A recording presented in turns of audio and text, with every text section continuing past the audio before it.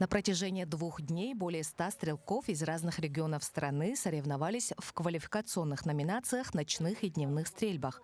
На соревнования съехались самые сильные представители снайпинга, среди которых действующие военнослужащие, сотрудники силовых структур и спецподразделений, а также гражданские любители снайперской стрельбы. Задача участников с 2 раз попасть по ростовым мишеням. Расстояние для выстрела каждый участник выбирал себе самостоятельно. Как отметил судья турнира, стрелки работали в жестких условиях, ведь на точность выстрела также влияет погода. Очень, во-первых, холодно, стрелкам теряет очень много энергии. Плюс морозный воздух, практически все стрелки это из средней или южной полосы. Таких морозов нет. Здесь они практически работают с колес.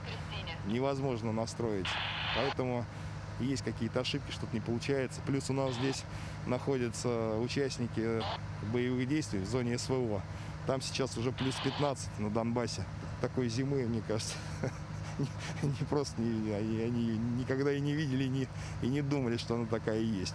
Справляются, попадают, но, конечно, тяжело. Так, 3-е место этапа «День» заняли стрелки с позывными «Добрый» и «Кедр». Им вручен сертификат на сумму 500 тысяч рублей.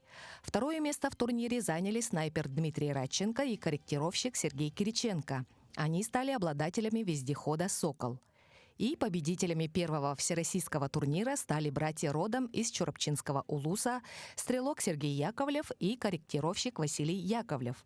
Им вручили ключи от внедорожного автомобиля «Пикап». Сергей Яковлев показал самый лучший результат, поразив мишень на дистанции 2 километра.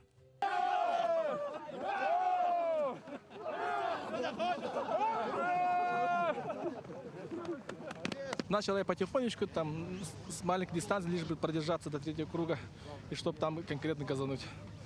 И больше решил опыт, корректировщик, и все попутные факторы эти. Да, главный опыт настрел, командная работа. Потому что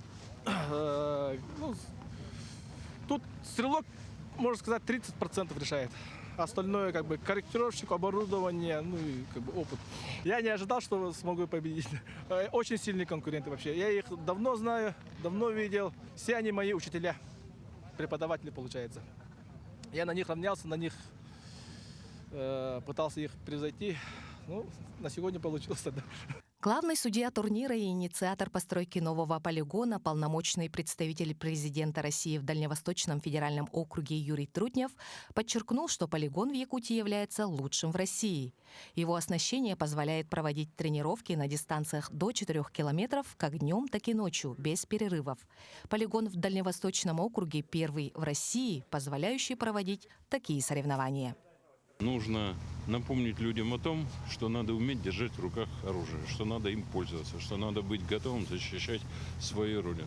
И в этом отношении провести не просто соревнования по высокоточной стрельбе, а провести соревнования по высокой точной стрельбе в Якутии, где выросла целая плеяда легендарных снайперов, нам показалось совершенно правильно. Мы постарались сделать так, чтобы это было максимально близко к реальности. И судьи, и стрелки работали в достаточно жестких условиях. Но могу только одно сказать. В октябре будущего года они будут жестче. Владимир Путин в приветствии к участникам назвал глубоко символичным проведение турнира на родине Охлопкова, прославленного участника Парада Победы. Новый комплекс позволит тренировать снайперов, готовить высокопрофессиональных стрелков и проводить соревнования высокого уровня. Дальневосточный федеральный округ с самого начала СВО создает все необходимые условия для повышения профессионального уровня бойцов. Безусловно, здесь будет идти подготовка и для тех, кто профессионально занимается стрельбой на дальние расстояния, для подготовки наших бойцов, военнослужащих, для подготовки спортсменов, высокоточников. И в целом я считаю, что появление такого полигона у нас в Якутии, благодаря решениям Юрия Петровича, оно позволит нам более активнее возрождать традиции нашего снайперского искусства, нашей стрельбы на дальние расстояния, которая всегда была присуща якутяну. И, конечно же, будет позволять нам более активнее также работать и в области патриотического воспитания нашей молодежи. Одним из сложнейших этапов соревнования стала стрельба ночью. Стрелки работали при более низкой температуре до более часа ночи. Так, победителем этапа «Ночь» стал стрелок с позывным «Ридик». На втором месте Дмитрий Радченко и замкнул тройку лидеров снайпер с позывным «Физрук». Любовь Гоголева, Марфирина Алексеева, Илья Сыромятников, Якутск.